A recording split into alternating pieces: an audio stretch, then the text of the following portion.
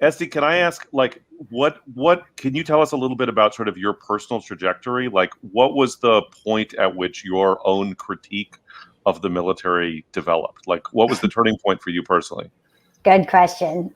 So, a lot of folks who join the military join right out of high school, and it's because, they don't have anything lined up in their path. And there is like a, high school to military pipeline that specifically targets a lot of youth of color, Black and brown males specifically, trying to put them on the front lines of, wars, these endless wars. I actually joined later in life because I had always thought that I wanted to make a bigger impact and be a hero. And I thought, what better way to do that than join the U.S. Army? Actually, I tried to join the Air Force, but they said I had too many tattoos. So I don't know why that wasn't like a red flag already, but I was like, okay. But yeah, so I joined the Army when I was 24 years old. And, within the first 2 weeks, I realized that I had made a giant mistake. And that is because I saw a fellow soldier drawing swastikas in what we had, like Green Book, our notebook. And I told the drill sergeant about it because we were at basic training. And he said, it's fine. He's going to be a cook anyways. So, don't worry about him. And that was when I knew. That's like the least safe place for a Nazi, maybe. I don't know. Oh, you do not want them cooking up anything. Nazis are known for their cooking. Soup Nazi. Yeah, actual literal soup Nazi.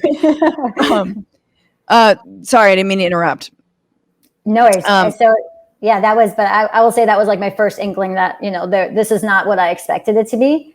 I thought I was going to go overseas and help people and save people and, make the world a better place. And on my first deployment, when I went overseas, I quickly found out that, we are there as cogs in this machine that is, the military industrial complex. And I mean nothing to them. My body means nothing to them. And I am here fighting these endless wars and ruining people's homes and watching innocent people die, so that people can benefit and profit off of me.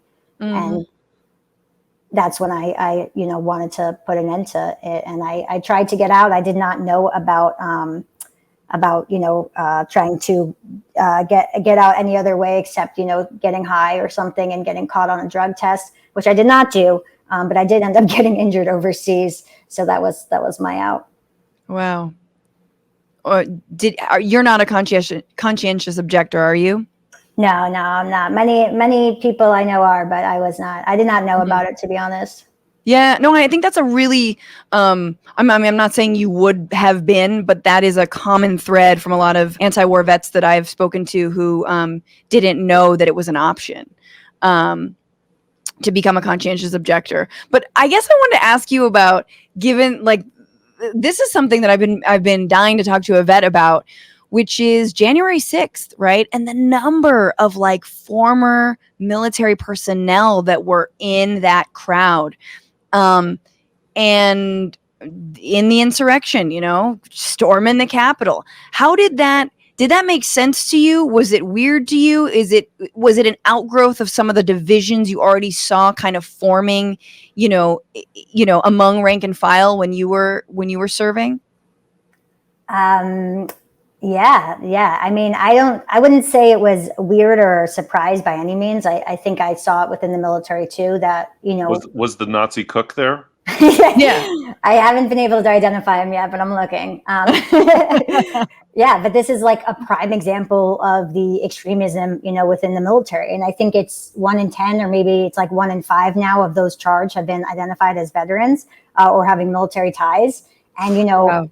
Some of us take our combat and wartime training and, leave it behind when we get out of the military. And I guess some of us use it to storm the Capitol and threaten elected officials.